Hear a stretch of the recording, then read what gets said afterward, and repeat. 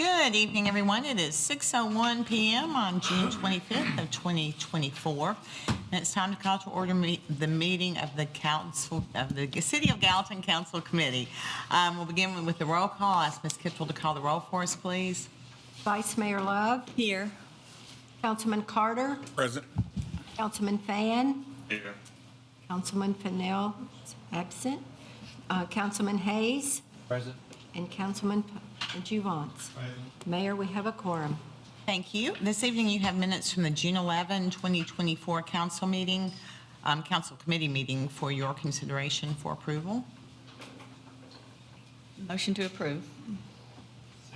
Motion to approve by Vice Mayor Love, second by Councilman Juvance. Ms. Love, I think you have a correction. There's only one small thing, and that is on page 2 of the minutes under mayor's comments.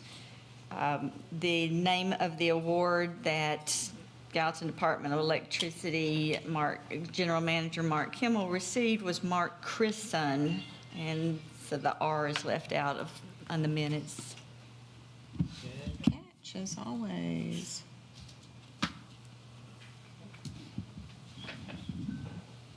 That correction, all those in favor of approving the minutes, please say aye. Aye. Opposed, please say no. Does pass. It is approved unanimously. We'll move now to public recognition. This is a committee meeting, so all the public recognition will be at the beginning of the meeting. Remember, we do have a special called meeting after this one, which will be for the purpose of appointing someone to the District 2 vacant seat. But I'm telling you that because if you have public comment related to that, you may wish to do that at this meeting. But at this meeting, at the next meeting, but at this meeting, public recognition can be on anything that's on the agenda or not on the agenda. And I would welcome you to the podium at this time. You'll have 5 minutes. We ask that you give us your name. We need your address for the record. Public recognition is now open.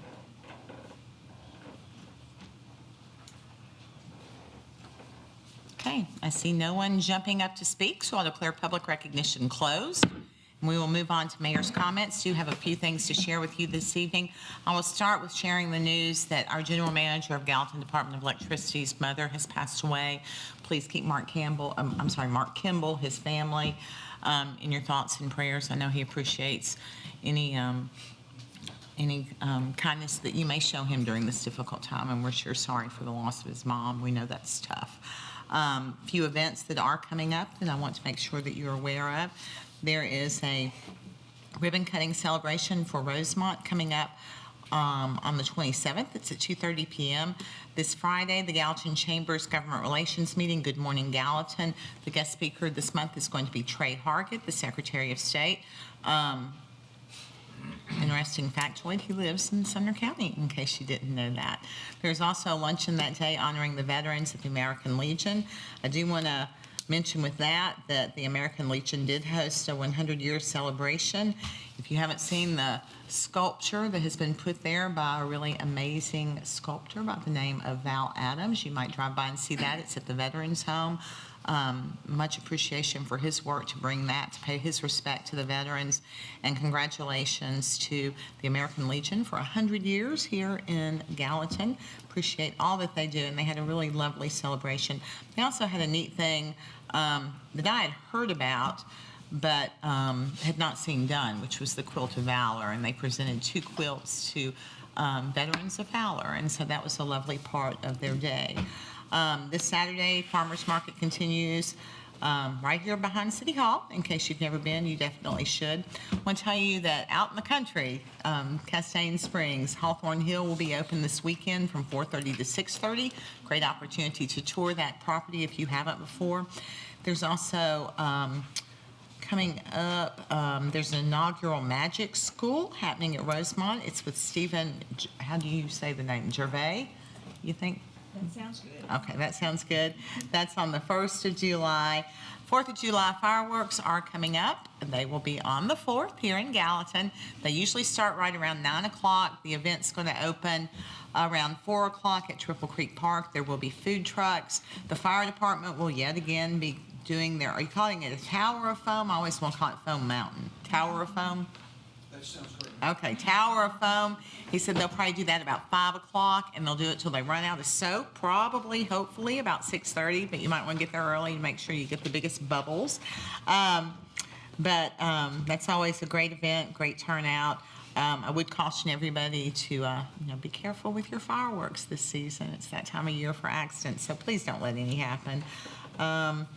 Do want to mention, Chief Bandy's birthday is coming up on the 13th. Chamber of Commerce luncheon next month, which is on the 15th of July. It is actually going to be a panel on housing, and so they've got 4 different people from different areas talking about housing availability and affordability and attainability and all those things. So I think that will be very, very interesting. Third Thursday on Main next month, Tony Logue and the 184. Last month's third Thursday was amazing. In spite of the heat, there was good attendance. Clint Park, his dad Johnny, and their band did a fabulous job. The crowd loved them, and we appreciate Historic Downtown Gallatin for again hosting that event. I think with that, that will conclude the mayor's comments, and we will move on now to the regular agenda. We'll begin with Resolution R2406-54, which is a resolution amending the City of Gallatin Personnel Rules and Regulations, Rule 16, Section 16.4 and 16.8. Courtney Kanjimi, HR Director, is recognized. Good evening, Mayor and Council. As part of the ongoing update of the city's personnel rules and regulations, this resolution serves to update the city's current maternity leave and family medical non-discretionary leave without pay rules, Rules 16-4 and 16-8, subsection D, respectively, taking into account and aligning with both federal FMLA regulations and additional state regulations pertaining to pregnancy and childbirth, allowing employees and managers a better understanding of definitions, requirements, processes, and limitations. Open for questions.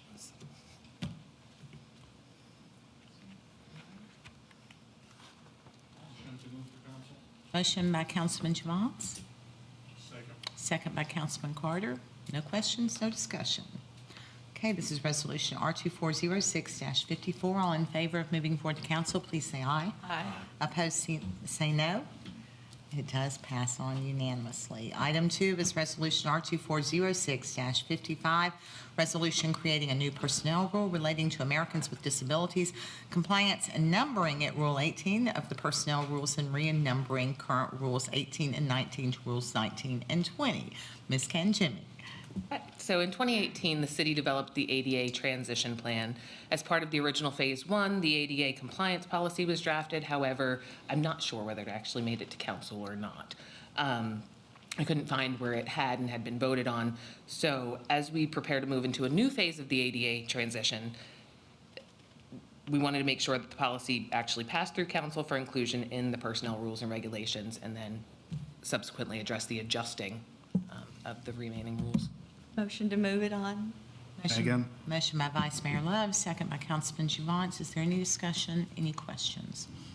I do want to say that I continue to be impressed and appreciative of your attention to all the details within all things HR to make sure that the City of Gallatin has everything very well done. So thank you for that. It's recognized. With that, all in favor of Resolution R2406-55, moving it on to council, please say aye. Aye. Opposed, say no. Does pass on unanimously. Item 3 is Ordinance 02406-29, ordinance requesting election for citizens to determine whether to more adequately fund city services in the City of Gallatin by a small tax increase in sales tax of 1/2 penny per dollar. You would ask us to bring forward something for your consideration. You realize we do have a deadline if you would like for it to be on the ballot. Susan Hamacali and I worked together to create what we thought might make sense as far as an ordinance goes for the city.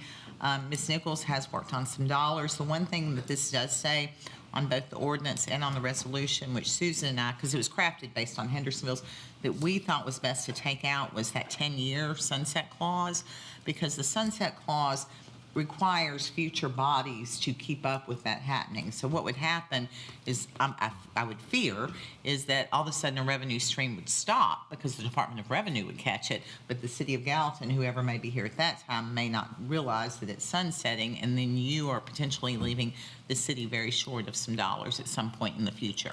Of course, whatever is passed, any future council could certainly change it back to the current percent should they desire to. But I do not think it's a good idea to include that 10-year. With that, other things in there, I would entertain questions, thoughts you may have about it. We've been today at the department head meeting, and Ms. Nichols and I and others have talked about, what are the best ways to message it. One of the most effective ways that I saw done in Hendersonville was they basically compared to what a small tax increase would generate citywide, divided among the property owners, and then showed, how much the average property tax increase would be to generate that same amount of dollars, and it's compelling. Motion to move to council. Second. I have a motion by Councilman Juvance, a second by Councilman Hayes. Anyone have any questions? I really do want to make sure that everyone reads that ordinance and understands the provisions that we have in it and how it applies, and that we be happy moving forward. Also, pay attention, because I think this is where we could use maybe some refining, is how the question would appear on the ballot, which is at the bottom. So, oh, sorry, Councilman Juvance. Thank you, Mayor. I agree with the 10 years, removing it. I think that was bothering me from the start, but I think that's how we should do it. Put it in a ballot and let people choose both ways. So I think it's a great idea. I appreciate that. Would you go back and accept your motion being with the amendment to remove the 10-year? It's actually not on the. No, it's not in there. I thought it was on the title of the ordinance. Oh, okay, good. Okay, motion and second. Stan, any further questions, comments? Okay, all in favor of moving forward to ordinance 02406-29, please say aye. Aye. Opposed, say no. Does pass on unanimously. Item 4 is Resolution R2406-56, a resolution authorizing the City of Gallatin to join the State of Tennessee and other local governments in amending the Tennessee State Subdivision Opioid Abatement Agreement and approving the related settlement agreement. This is, and there was just a portion of it in your packet. I think the whole packet was 492 pages because it listed, every city and every amount. We've done some of these other opioid settlements, but this is specifically with Kroger, and they are asking that we pass this resolution, and then I am able to execute the signature that they want for us to receive the funds. Motion to send it on. Second. Motion by Councilman Hayes, second by Vice Mayor Love. Any questions, any discussion? Okay, this is Resolution R2406-56. All in favor, say aye. Aye. Opposed, say no. Passes unanimously. Item number 5 is Resolution R2406-57, which is a resolution reappointing Haley Meredith to the Gallatin Electric Power Board. I do believe she's currently serving as chairman. Is that correct? I think she's done a great job, and of course, learning the power board is not something you do overnight. So I appreciate her willingness to continue to serve, and I think she has done a good job. Second. Motion by Councilman Fan, second by Councilman Hayes. Is there any discussion? Councilman Juvance? I'll just disclose that I'm on that board. The resolution said the appointment expired on July 1, 2023. Is that the right date or the? I think what happens when a term expires, people serve perpetually until they are either reappointed or replaced. And I think that was just one that we didn't realize had expired, and probably, I guess, the electric department reached out to us. So. Oh, that was my only question. Else? Okay, this is Resolution R2406-57. All in favor, say aye. Aye. Opposed, say no. Passes on unanimously. Item 6 is discussion of conflicting conditions of approval on Ordinance 02102-7 for Twin Eagles Phase 15. Nick Tuttle, City Engineer. And we've been moving fast, but Mr. Tuttle's going to slow us down. And you did I'm get my afraid text so. message. Unfortunately, this is going to take a few minutes Okay. because I do want to spend a little bit of time and actually play for you the recording of the city council meeting in 2021, because we've come upon an issue that there's a conflict in what was written in the minutes versus what was said at the meeting versus what was signed as the ordinance. And so I want to make sure we know what the city council meant. And so only you can say that. You could potentially revise your ordinance or update the ordinance if you feel that's appropriate, or you may just be able to give us direction if it's something that the applicant is comfortable with. But let me give you some context. So in 2021, Randy Jones and the development group there, they had purchased property that's outside the city limits of Gallatin, annexed the property that was adjacent to Twin Eagles development, and had that property rezoned. So it went from planning commission to city council, and there was a lot of discussion about what's called Dottie Drive being extended out to Douglas Road. A lot of back and forth, and finally the city council did set a condition of approval that required the road be built at a certain moment in time of the development. The conflict comes with whether or not the council meant 50% of whatever the final number of lots that was to be developed, or if there was a specific number of lots, which I'm already sounding confusing, I know. So maybe as you listen to the recording, it'll make a little bit of sense, but to give you a little bit more context before I do play that, at that time, the number of lots that was being shown in the preliminary master development plan was 176 lots. What they have submitted to us and plan to build now is 144 lots. And so half of 176 is 88. You'll hear that be referenced over and over again. But half of 144 is 72. And there was a lot of discussion about whether it be 88 lots or whether it be half of the lots. And that's why we had the confusion. Because as they've submitted, the developer has come in and submitted their final master development plan for the next phase. They want to develop and build up to 88 lots. And we have, 88 lots, which is half of 176. And we have said, well, if you're going to build up to 88 lots, then you need to build Dottie Drive out to Douglas Lane. And because you're exceeding the 72 number, which would be half of 144, which is what they're presenting now.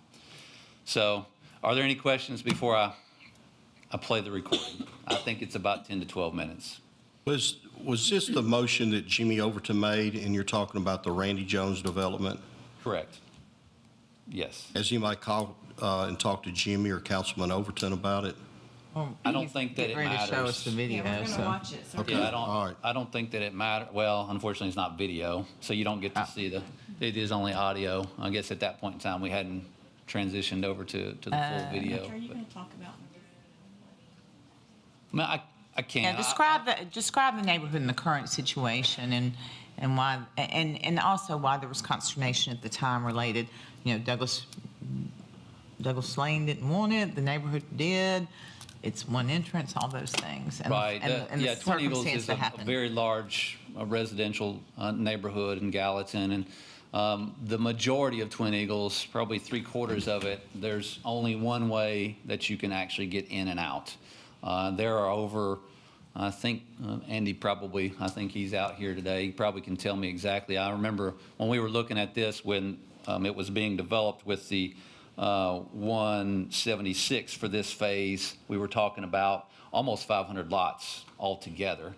And so probably in the neighborhood of upper 300s to 400 lots with only one way in and one way out. Of course, our fire code now would not allow that kind of development to happen.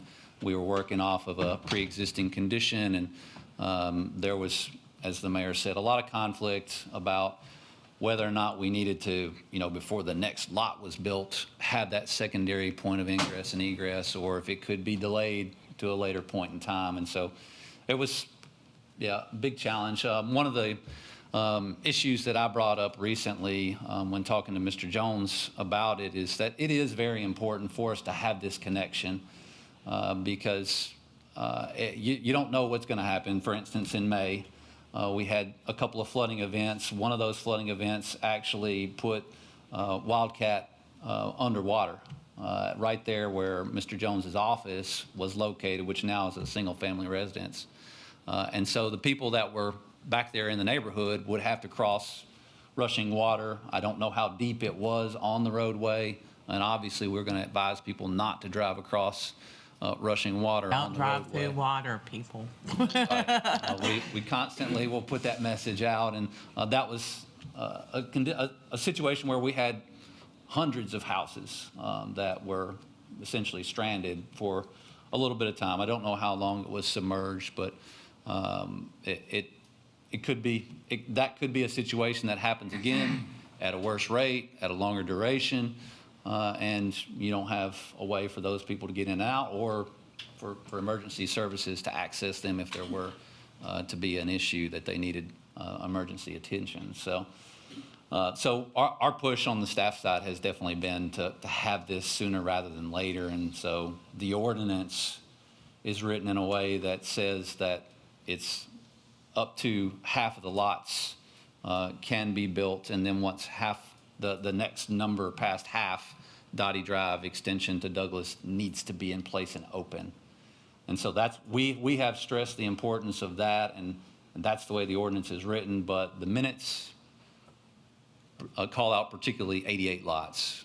And so that's where the developer is like, hey, it says 88 lots in the minutes. That's what the councilman meant when he made that motion, and that's what it should be. And so that's why we. Yes, ma'am. I want to just clarify, Dottie Drive is the one that's going to connect through the back to Douglas Lane? Is Correct. It's the road that is to be discussed for so long. extended out to Douglas. Let's listen. So, good deal. Item number 7 is second reading on ordinance 02102-7. Councilman Overton again. Thank you, Mayor. This is ordinance City of Gallatin, Sumner County, Tennessee, rezoning 59.10 acre parcel of RR Rural Residential County District to MU Mixed Use District with the preliminary master development plan for Twin Eagles Phase 15 located north of Wildcat Run and east of Douglas Lane, authorizing revisions to be indicated on official zoning atlas, repealing conflict of ordinances, providing for severability, and providing for an effective date, and I so move. Second. I have a motion by Councilman Overton, a second by Councilwoman George. Opening the floor for discussion. Councilman Overton seeks recognition. Mayor, thank you. Let me just say there's, and I've told many residents call me for it and against it, and I've had several call me for it and against it. There's no way this council can win tonight no matter what we do. There's not a win and a loss tonight. There's just no way we can. But I have to protect the people that lives in Twin Eagles, and that's what everybody's asked us to do that lives there, that's called us and emailed us and things, is I have to protect them, and we have to have another interest to get in and out of this place. It's no difference in Cambridge Farms, Fairway Farms. We've all got a second interest to get out of those large subdivisions, and we have to have one for this as well. But with this plan, as it states right now, Mr. Jones has to open the road up immediately, and I'm going to make an amendment to it to try to compromise a little bit and to say that this road will not have to be opened until he's halfway through with this phase. Once he's halfway through with this phase, then he'll have to open the road. And, the folks on Douglas Lane are not happy, and I know, but it'll give us another 5 or 6 to 8 years to hopefully find a solution that if there's another way to get in and out of this subdivision, that we'll be able to do that at that time. So that's my amendment. Amendment on the floor. I second. A second by Councilman Alexander. Discussion on the proposed amendment. What's planning gonna think about that? I don't know. Well, and I would also say that if you're going down this road, no pun intended, that you need to define halfway. Is it I'm number of saying is- homes? Is it the distance? I think there's, and Mr. Leith can verify this, but I think there's 4 sections to this next phase. I think there's 4 sections, so when they complete the second section, I think we'll need to open the road at that time. I mean, And we can hear from Mr. McCord or Mr. Leith, either one. Mr. McCord, do you want to offer input on that proposal? Bill McCord, city planner. There is 176 lots in there. As y'all may recall, we brought this issue to your attention when Phase 14 first came before the council and was approved. What would happen is that I don't know how many units are in each section. I know there's 176 lots in all of Phase 15. Is that once a subdivision is platted, then those lots are eligible to be sold. So you would probably want to phrase your condition of approval to limit plats to half of 176 units, I would guess. That may not correspond with the sections that they've identified with the preliminary master development plan, but that could be refined with the final master development plan to rearrange section lines to represent half of 176. So 88. 88. I'm sorry. 88 lots. 88 lots. 88 lots. Okay. Lots are sold and homes are completed. Lots were sold or homes completed? That would be up. I mean, what we would do again, lots could be sold and not developed on for some time, but I'd say they're homes eligible to be completed, built on. Mayor. So 88 homes completed. Then he'll have to open up the road. He opens the road. Correct.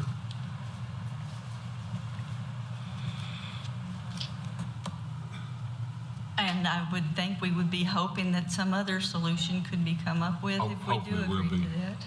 I will let you know that, and it really didn't come up tonight, there was a mention of a gravel road that Cumberland Point subdivision will be probably completed within the next year and eligible for, I think the first phase is actually constructed, but the roads aren't fully paved in there. That will provide a access to Red River Road a little bit further west than where Wildcat Lane is, but you still have to travel down Wildcat Lane all the way to, I can't remember what the Phase 13 road is, to get access to that. So if there is something that were to happen at the intersection of Red River Road and Wildcat Lane, all the residents in there would be able to funnel through Cumberland Point. But again, once you get north of the intersection of, I can't remember the street again, within Twin Eagles, it's you're still essentially trapped in there in that situation if something were to happen up near the park. There's a small park within the development, so it is important that accesses be provided. And this is one of the major reasons that every time me or Nick gets up here and we talk about a development proposal, that we're encouraging interconnectivity between either old development and certainly new development. Mr. McCoy, will that Cumberland Point possibly be a egress and ingress? It will. It'll be a public street. It is not an accepted street yet, and they haven't started building. I don't believe they've started building homes in that area yet. But as I recall, they don't have the friction course down. They have the base down for that road. John D., that's just in the front. That doesn't have anything to do with the back. Yeah. So.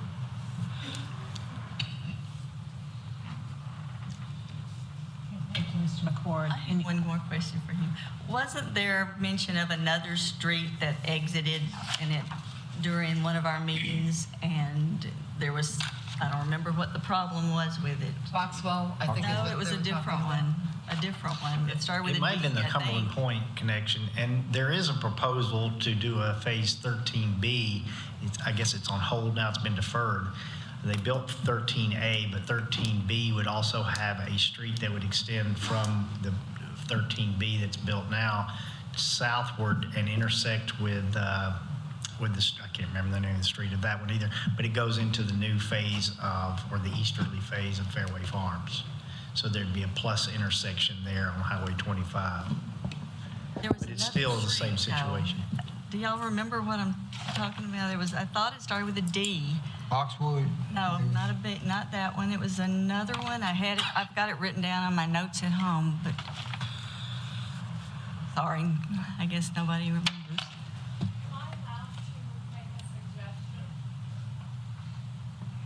I'm sorry, public comment is closed. Unless somebody knows what she might be talking about, I'm trying to look it up on the map.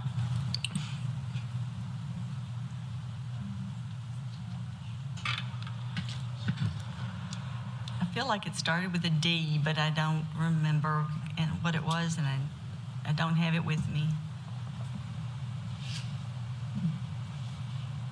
But I do feel still that we are just adding to a problem instead of, I think we should have done something about this a long time ago before we just kept on adding and adding.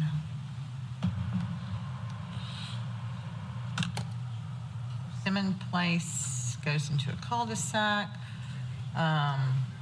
Acorn Way is the one. Beck's Place is Phase 13A, and that's the One that street goes that will over to connect with Cumberland. Cumberland. Scott, you forgot a picture. See, I feel like it was in the back, towards the back of the subdivision. Beacon Street. Beacon? Street's in phases, the later phases, 11, 12, there. Road that, But there's a road that tees off of Franciscan Way. Hey, Scott, there's another picture. I don't know what that one's called. When this was brought up, and I don't remember who brought it up, they Well, mentioned Franciscan. that there was another way to get out.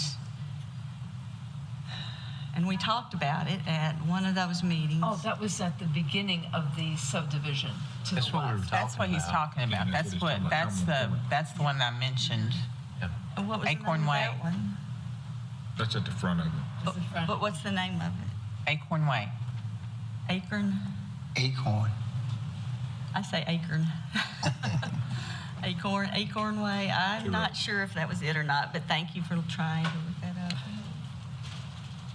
I just wanted to make sure we've looked over every possible exit. Okay, is there any other discussion on the amendment?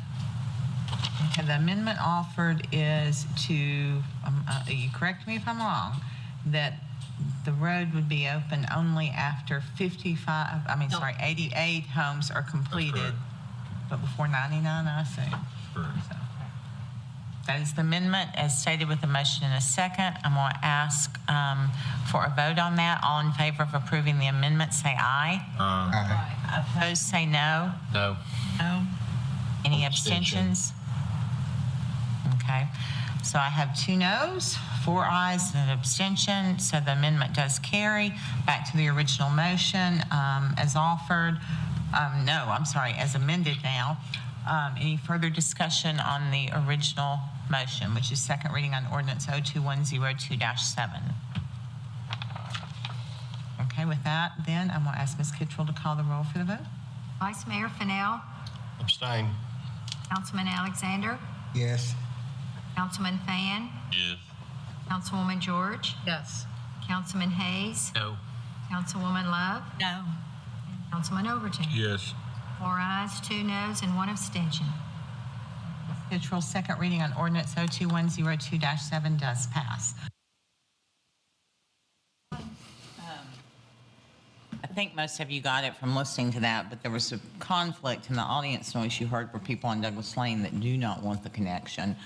The neighborhood, because it is such a large neighborhood with so many homes already occupied, needs a connection. And of course, this neighborhood was started a long, long, long time ago when we didn't have the regulations that we do now. And so now I guess we would describe that it's up to this body to make a determination at which point are we going to require the developer to make the road make sure the road is open. Do I summarize that well? Yes. Just clarification on what you meant. If you meant 88 lots or if you meant half, which in our opinion now is less than 88 lots, it's 72 lots. That's the basic. The ordinance says half, the written minutes say 88. Okay, Councilman Javante, or Ms. Hammacaulay, did you want to? Okay, Councilman Javante. Thank you, Mayor. For me, it's pretty clear. The 88 number come from the initial lot was 176. So the discussion is about half of this number of lots. So if the developer reduce his total number of lots, we should go to half of this number. I don't think there was any ambiguity on that. The 88 number came on the initial number of lots you guys had at that time, and I remember I was sitting back there, so I remember the discussion. I think that should be half of the lot, and that's it. So I'm with you, Nick. I think that should be, if they change the number of lots, we need to base on half of that number of lots, and if they are built, they need to build the connection out. And I think the safety issue, you said it, flooding, they got stuck in there. If something had happened, what we're doing? So we need a second entry exit on that stuff, and discussion was half of the lots. So for me, there is no ambiguity at all. Now I've had the discussion, we've had it internally, that I truly don't have an issue with only being 16 properties between the two, but if we were to allow that, because the risk is lowered, so I would want some kind of, assurance that that road was ultimately going to get built. But we're going to have to make the determination as to what you want to move forward. Councilman Hayes. I think listening to it, I think our intent was half the lots. So, I mean, I kind of agree that I think that, that's probably, what is it now, 76? 72. Half would be 72. Would be 72. Yeah, I mean, I just listening to it, I think that was our intent at that time. I know that's been 3 years ago, 3.5 years ago. What's going to happen to this if it goes in court? Who knows? I mean. Well, I mean, he's saying he's going to challenge it in court. I wonder if they're going to go off the 88 or. So let him challenge him in court. Well, Vice let Mayor him Love. do it. But we don't want to spend the money to Vice do Mayor that, Love though. is recognized. Yeah. When I was making notes, it says in that they would be completed before the road was built. Was that not what you just said? I thought you So the said way not that the condition was written in the ordinance, it's a little confusing, but it's very specific. The intersection of Dottie Lane and Douglas Lane shall not be open to traffic until the certificate of occupancy is issued for 1/2 of the total number of lots within Twin Eagles Phase 15. The street connection of Dottie Lane, Douglas Lane shall be open to traffic prior to the issuance of certificate of occupancy for more than 1/2, or for one more than 1/2 of the total number. In other words, one single lot. The intersection does not need to be opened until after exactly 1/2 is built, but it needs to be opened before 89 1/2 or plus 73, depending on which half you use. Right, so yeah, if it's 88, then it cannot be built before 88, but it must be opened before 89. If it's 72, then it cannot be opened before 72, but it must be opened before 73. And that's the way the ordinance is written in that way, but it just says half, so it doesn't have a specific number. Saying the houses have to be completed, CO. Yeah. have CO. CO. And that, when we were listening to the quote, it says 88 homes completed and then open the road. So That wasn't the motion. I thought that was what the amended one was. Yeah. I'm going to let you answer that. I don't want to say too much, but I will let you. What was your, The motion. what was your comment? What was the actual motion that was made may be different than what was stated right before the vote. Right. It is a little confusing. Mayor Brown says something, Councilman Overton says something a little different. So that's, Is it possible to go back and split the difference and make everybody happy? we do have a, We're going to make everybody happy either way. I do know, and Andy Leith is in the audience. I Yeah, I didn't was speak going with to him. ask, wouldn't it not be appropriate to allow a representative to speak? Councilman Jamal, you recognize again? Thank you, Mayor. Question for Susan. Do we have to go by the resolution or by the minutes? Which one? Well, you need to go by, the reason that he replayed that is because you need to go by the motion and what happened that night. And so there was a motion, a second, and then there was discussion. And then the ordinance, Mr. McCord is the one that drafted the condition of approval. He drafted it one way, and the minutes have a different way. But the whole reason that Mr. Tuttle played that for you, what was the action that was taken that night? That's the question for this body. I'm like Craig. I think that was clear. That was half. They talk about half, or they talk about complete the second section. Did they complete the second section? Which section? During the discussion, they talk about completing the second section. So Right now, I think they've got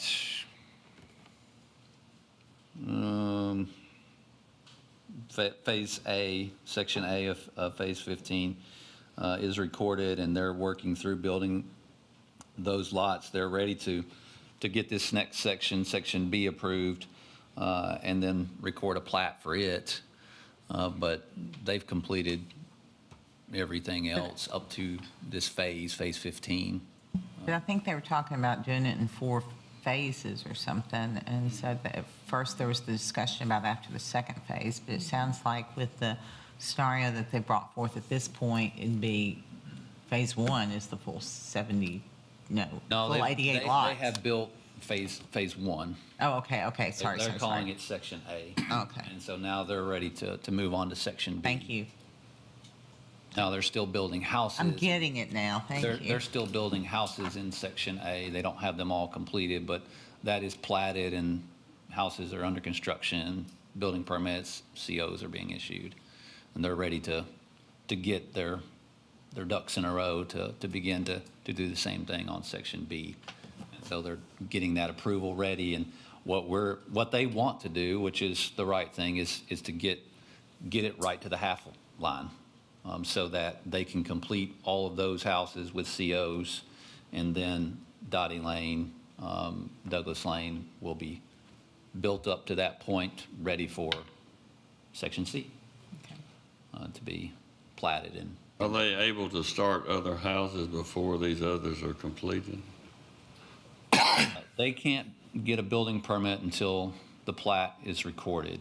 So currently, they have a plat recorded for Section A, and they've got building permits and COs going. Right now, they do not have a plat approved, and therefore cannot get anything recorded for Section B.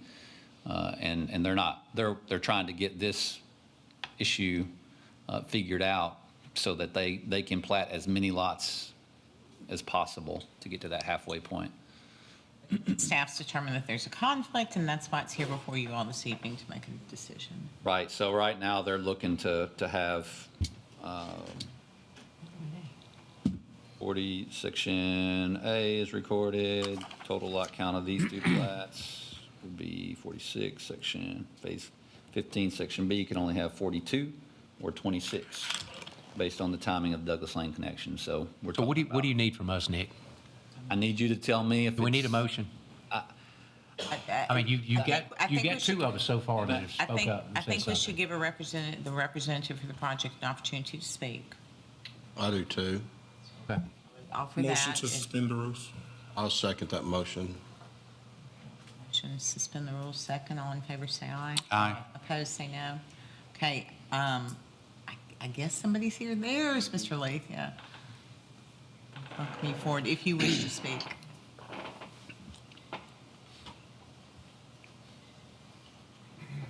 Andy Leith, Greenland Design, representing Randy Jones Construction. So from what Nick presented, I mean, I was here through all those meetings, as you all were too. I'm not in disagreement with what was presented.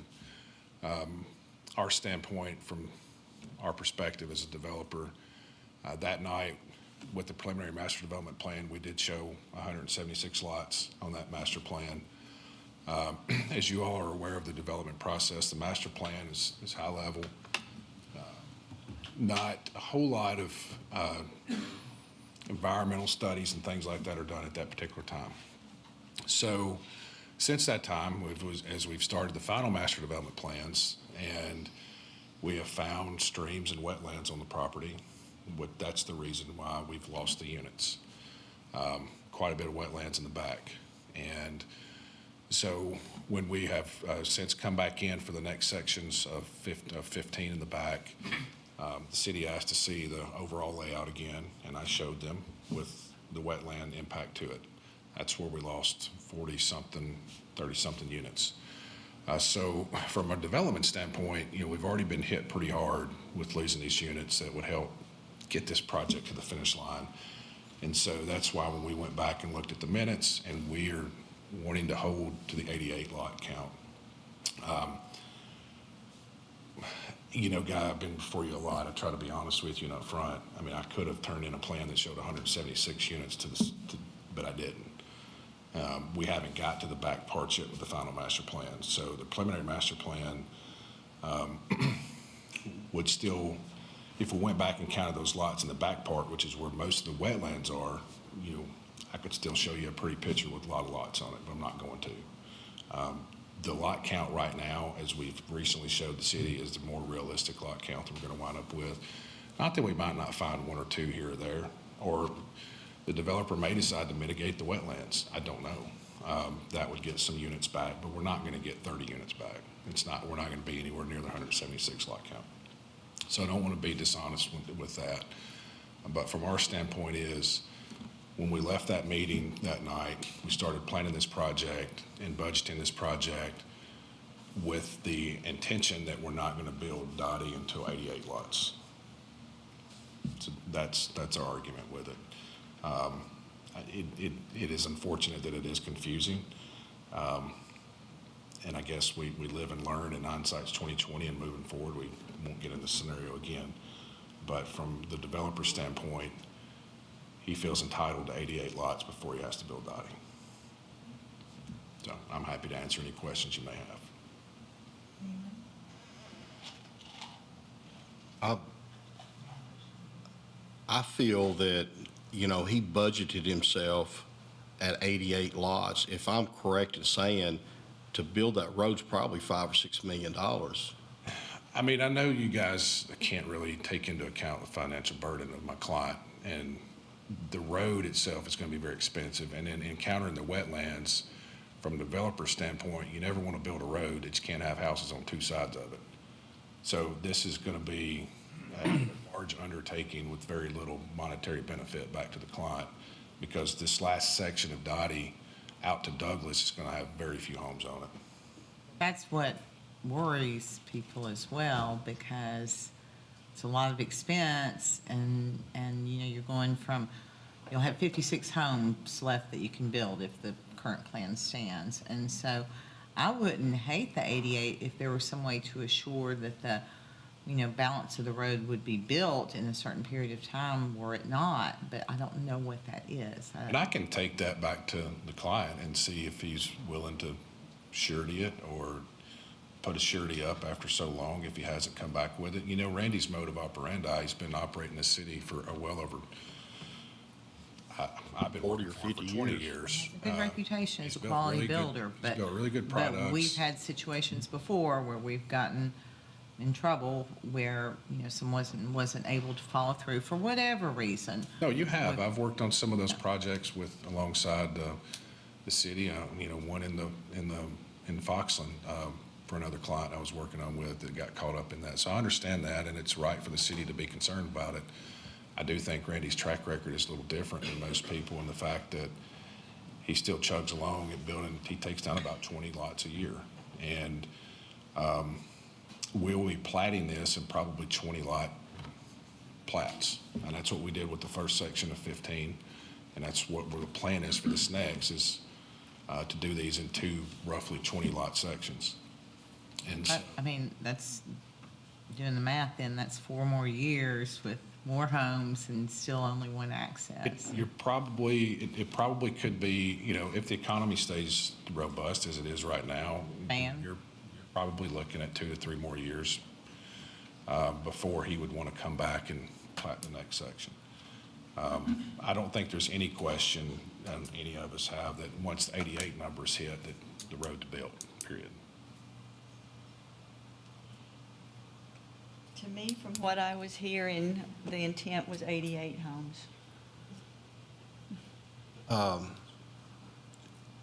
Really, you said it right. If anybody muddied the waters, it was you, which you could have been dishonest and you could have showed a plat for 100 and something to make it 88. And I understand that, but he has taken a hit financially on losing a lot of stuff, which that was his roll of the dice. But if he's losing a lot of lots because of wetlands, and he's budgeted himself for 88 lots to do the road, I just feel that we changed the goalpost on him, is what I feel. And I feel 88 lots is where I want to put the vote. But also I understand what Paige is saying about a surety bond, because I do remember a time years and years ago that it was cheaper for the developer not to develop the road because, you know, the surety bond was less money than what the road's going to cost him. So he turned around and walked away from it. And we had to develop the road. So I understand the surety bond. I have an part of idea. it. What if we said 72 homes requires either a surety or the road? I think that's a good compromise. Lee, did you hear that thought? Andy? Andy? Sir, no. What if we said at 72, either a surety or the road is required? I mean, if tonight's the night to make a decision, I don't want to be the one. Are you going to put a stipulation on, are you going to keep it at 88 if you get the surety? Yeah. Okay. I think that's fair. That's what I was asking Nick. How much Mr. did he think the Javats? surety might be? Thank you, Mayor. I'm going to come back to what you just say. We didn't change the goalpost, okay? The goalpost change. I know study come later in a game, but we are not responsible to change the goalpost.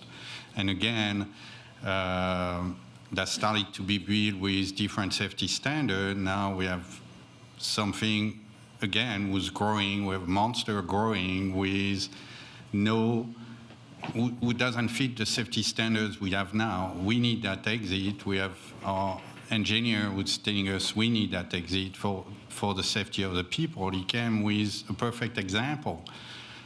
Flooding, the road was blocked. That means, can you live with that? I can't. If somebody get hurt because we didn't make the right decision for financial burden, but that's, I figure that's part of the risk of developing. I could not live with that. So I think the discussion was clear. That was halfway there. If the number of housing changed, and that could be, I have nothing with the development. What I hear that he's doing good product. So I have no problem with that. My answer will be the same, whoever developer is. If we need that exit, we need that exit. We can keep the monster growing with no out. And okay. That's how I feel, so. Mayor. And I would. Councilman Carter, you're recognized. So I do think the 88 was the goal at that time based on the total number of properties that would be developed and homes that would be built. However, as long as we can still protect Gallatin and protect the citizens of Gallatin and taxpayers and not put that burden on the city or the taxpayer, I think we should be able to make concessions and work with the developer, again, as long as we're protected in the end.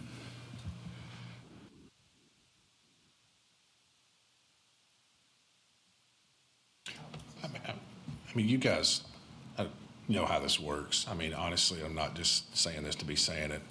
Having the 88 units now is going to ensure the road gets built more than anything, because that's what puts the funds in the coffer to pay for the road. Does it benefit the developer? Yes, it does. Obviously it does.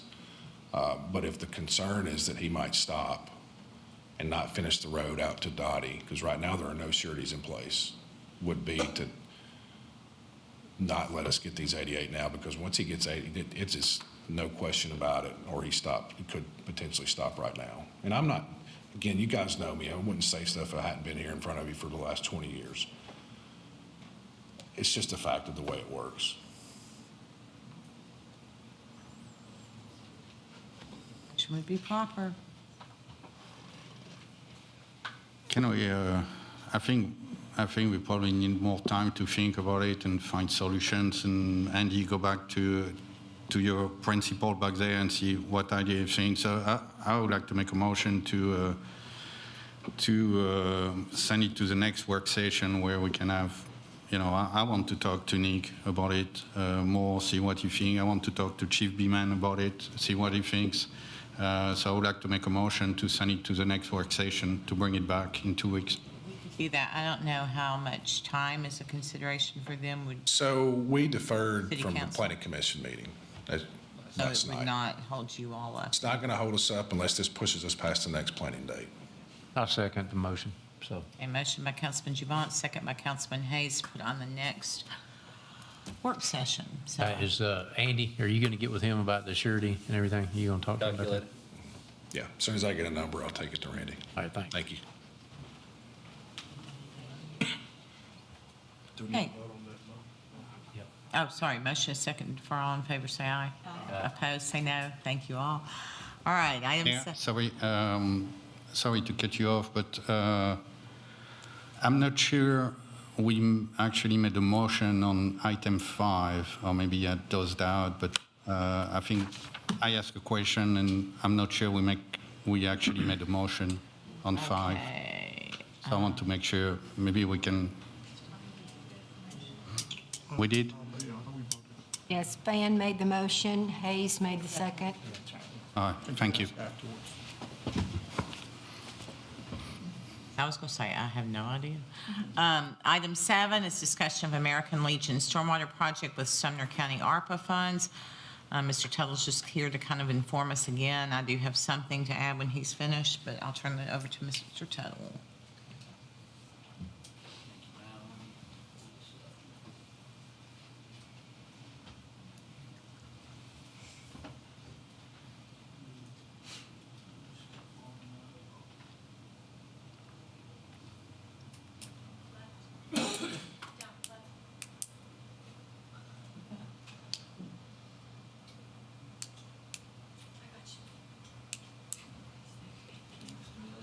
You're not that old.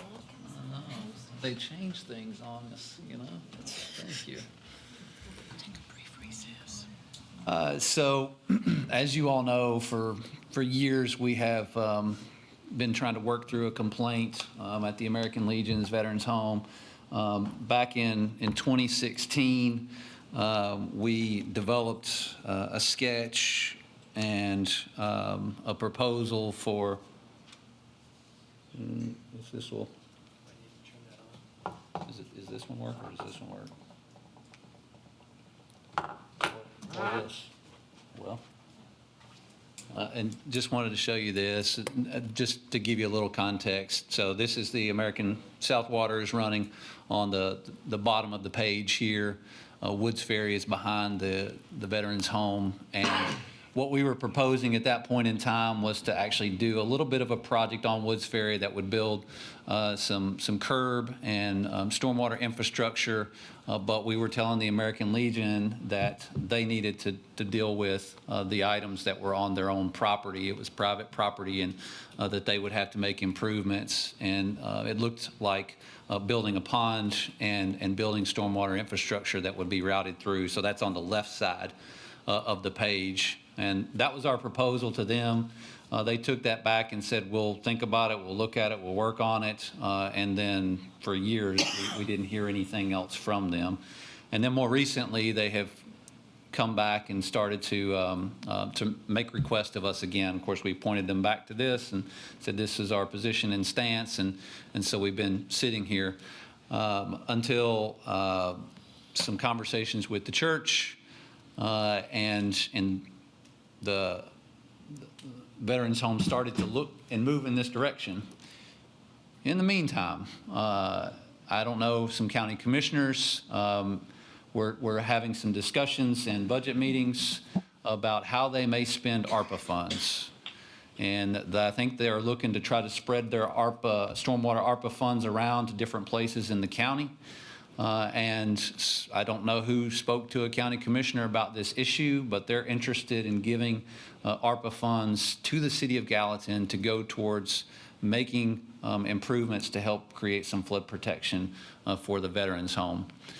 And while that discussion has been happening, I want to show you a little bit of a concept of something that the city of Gallatin has been working on that would change the street network, because all these little moving parts are kind of maybe coming together in a way that could be very beneficial to the county and being able to spend ARPA funds, the city, and being able to relocate and expand a detention area that we have that could help both the American Legion and properties downstream. And with our South Water project, we were looking to, over here on the left side of the page, you've got where South Water and Woods Ferry comes together at a very tight angle, which is definitely not recommended and a bad design and creates a difficult to see out of intersection. And so we were actually looking to make a change to that intersection. And this was a concept that was developed earlier this year.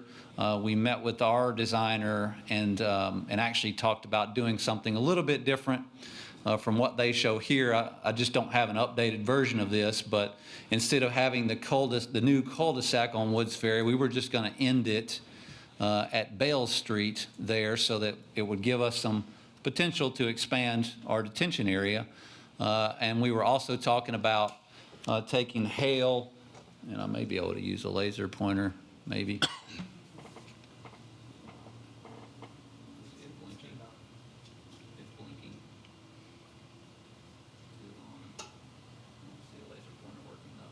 Well, Hale Avenue is directly across from the vacant property between the church and the Veterans Home. So it's running to the top side of the page.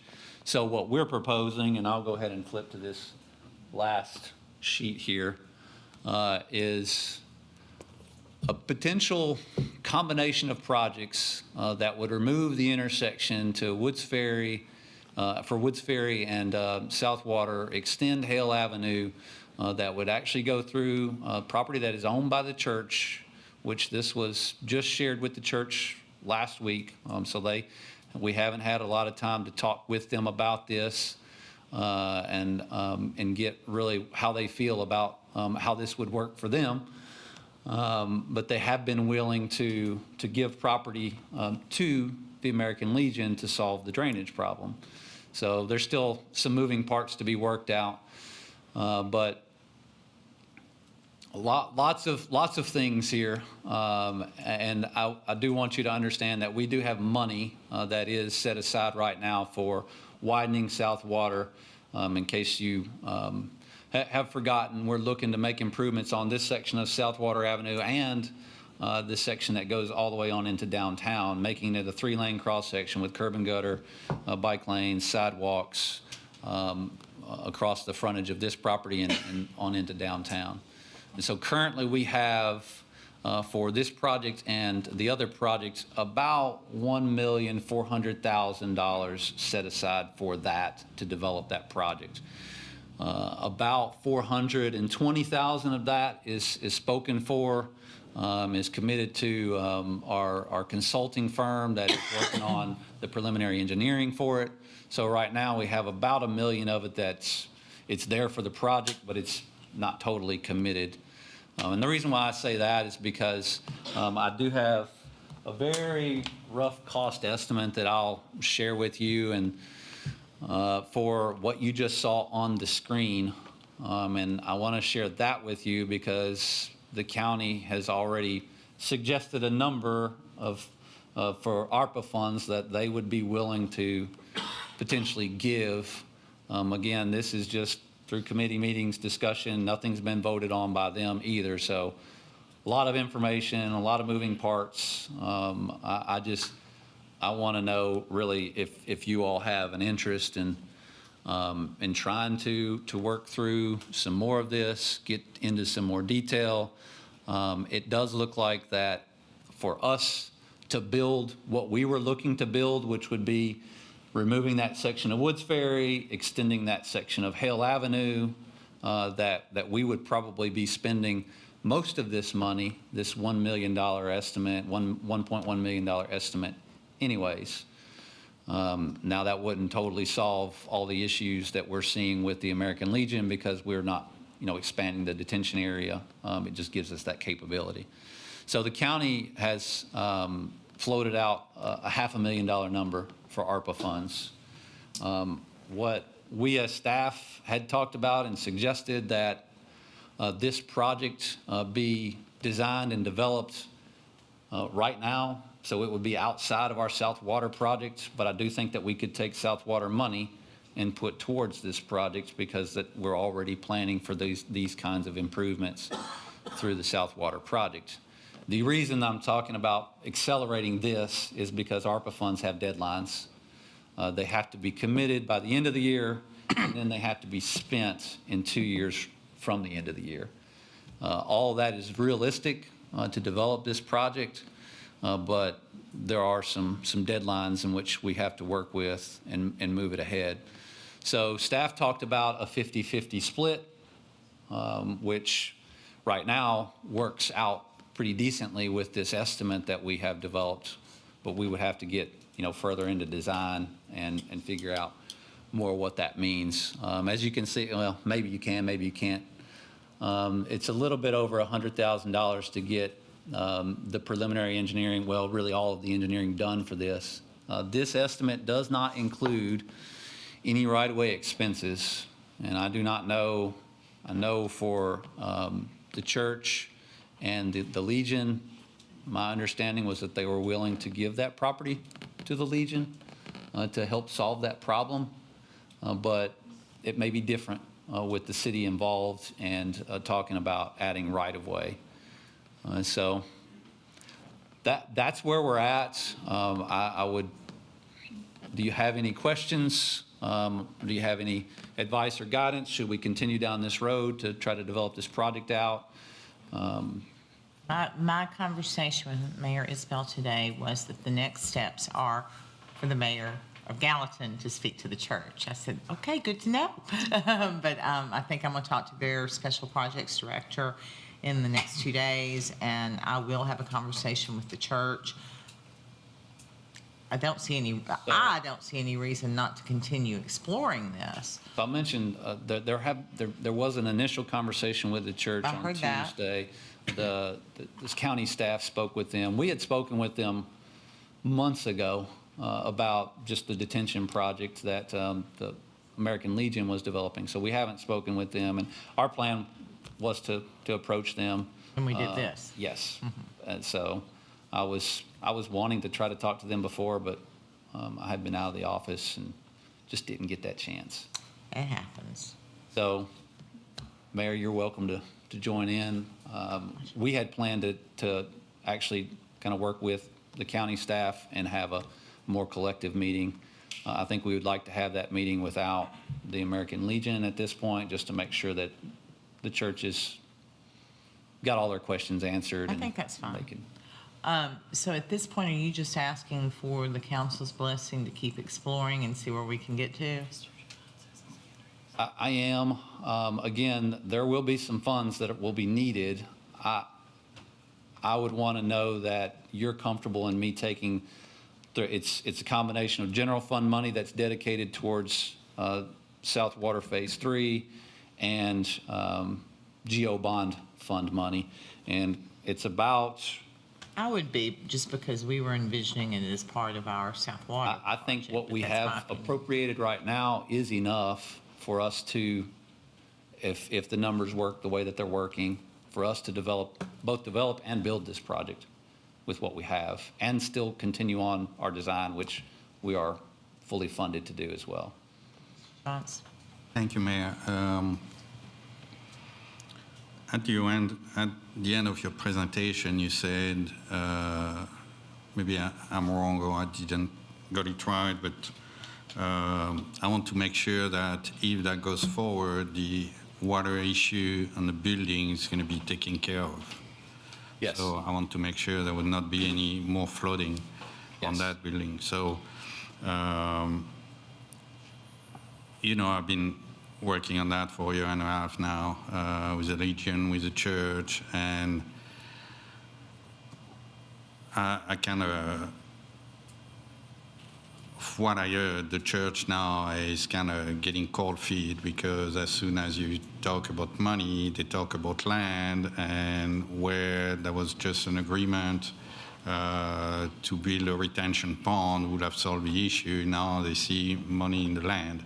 The church was concerned about, I think, the amount of land. I think what they had seen from when the county presented it to them, they couldn't tell the difference between what they were already planning and what this is proposing. And I believe that with a conversation that we'll be able to put them at ease because it's not very different, the amount of land that would be needed for the project. So I think they're just concerned because they haven't been able to understand how this has been drawn. I'm glad we're moving forward because that needs to be fixed. I think we can't afford to lose that building because that would be really bad to lose, to get veterans on the street because we didn't do our job to protect our veterans. So I don't know if I know we have people from the Legion. I don't know if Greg, you have anything you want to say or? I mean, I think where we are is the will of this body to continue in the process. I think we've been well aware of their flooding issue, but it being private property, it's really limiting what we can do. The only way that we can be a part of it is helping things coincide, like this road project that could help alleviate some of their issues. The way I have pictured this and phrased it is that the city of Gallatin is spending money on the roadway improvements and the county is spending the ARPA funds on the stormwater issue to make that correction. They benefit. Everyone, I think everyone wins as long as the church is willing to be generous. So you and I can meet with them. And they have shown that they are generous already. So I think they just need to be put at ease that this isn't any different than what we were already talking about. Do we need a motion to proceed or not? I think unless you say don't, we will. Then I move that we proceed into. Second. Motion by Vice Mayor Love, second by Councilman Juvance. Any discussion? Okay, all in favor, say aye. Aye. Opposed, say no. Very good. Thank you, Mr. Tuttle, for your explanation. We'll move now to other business. Ms. Hamacali does have an issue with some dangerous buildings, and I'll let her go first. We currently have 3 dangerous buildings that are set to be on the July 2nd agenda. 623 West Eastland and 507 Carson Street. I'm going to ask you to completely remove those from the agenda because they have gone in and obtained the necessary permits for demolition or to make repairs. And so those are no longer going to be deemed dangerous buildings. So I'm going to ask you to remove those. Do we need a motion? I would need a motion, yes. Second. By Councilman Carter, second by Councilman Juvance. Any questions, any discussion? Okay, all in favor of removing the West Eastland and the Carson Street properties from the dangerous building hearing on July 2nd, please say aye. Aye. Opposed, say no. They are removed. And we have one other that's at 518 Red River Road. And this one, we've been working with an outside engineer. We've gotten some information back from them.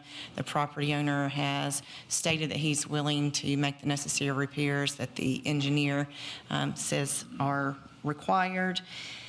So I'm going to ask that we don't completely remove that one, but I'm going to ask that we have a motion if the property owner has not obtained the necessary permits to make the repairs, that you're going to put this on the agenda as a dangerous building on August the 6th. Second. Motion by Councilman Carter, second by Vice Mayor Love. Any questions, any discussion? Okay, all in favor say aye. Aye. Opposed say no. Good news is these properties are getting taken care of, and the city's not becoming responsible for them, so that's win-win for everybody. Also, under other business, we have a certificate of compliance for wine and grocery stores, Circle K at 1059 East Broadway. Ms. Kittrell. Yes, Mayor, this is an application for wine in a retail grocery, well, it's a market, Circle K, the new convenience store located on the corner of Airport Road and 1059 East Broadway, Max Convenience Store. The representative, I need you, Jose. I don't see you. Here he comes. We have a representative from the company that is here tonight. Any questions that you may need. They have met all the requirements that the city requires. They've met the zoning requirements and paid all their money, and I have everything from their attorney. So I just need confirmation from this board or any questions. Motion to approve by Councilman Hayes. Second. Second by Councilman Fennell, sorry. Are there any questions, any comments? Okay, all in favor of approving this certificate of compliance, please say aye. Aye. Opposed, say no. Passes unanimously. We look forward to you being open. Thank you. Thank you. I also have one item. This is related to something that the Gap is going to be working on this weekend. You should keep an eye out. It's going to be quite interesting because they're going to be replacing their air conditioning, and they will use helicopters to do that. The Gap has asked us if they could use our WeGo lot over there, on that access road that runs off of Greenlee. WeGo is not used on Saturdays because it doesn't run. So if this body feels like that's okay, they want to use it for, he said they have all vehicles moved out of the lot by 4 p.m. They're looking to use it between 8 a.m. and 2 p.m. Park vehicles and trailers in the lot is what they're asking. Motion to approve? Motion by Councilman Juvon. Second by Councilman Fennell. Any questions, any discussion? All in favor say aye. Aye. Approved. Okay, I'd open it to this body for any other business this evening. And one thing. Vice Mayor Love? On the paving list, is that still open, Nick, or to be discussed? Well, we're moving forward with what you all saw last or 2 weeks ago, but do you have? Well, I had thought that you had said if we had any others to talk about, to bring those up, and I've just had a call or two, and I know Councilman Fan has also about Greystone Drive, and I was just hoping you could go out and look at it again. Yeah, I am familiar with Greystone, and I don't think it rises to the list at this point. We have driven it, and because I've heard the same complaint. And I thought we had talked about it a year or so ago, and that you were going to consider it, so just wanted to bring that up again. Yeah, still not quite there. There may be some spots, which Mr. Hayes had asked about, another roadway that sometimes the road deteriorates in some places worse than others, and so we try to look at it as a collective, the entire stretch of roadway or long stretches, so that we can pave all of it or a significant part of it. But when you have, whether they be potholes or just other things that pop up, that's where we count on Public Works to try to help patch things and get us through for a little while longer. So I don't know if that's going to be a solution to help here, but we hadn't recommended that one yet, just because it's just not quite as bad as others. Thank you. Any other?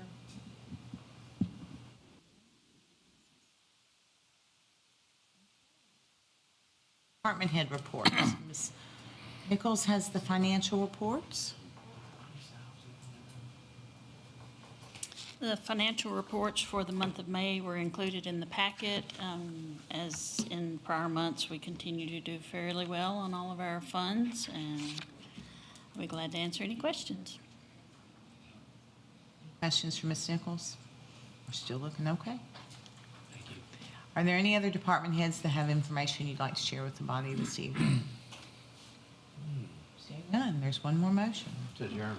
Okay, we're going to adjourn for 10 minutes. We will reconvene at 7:31.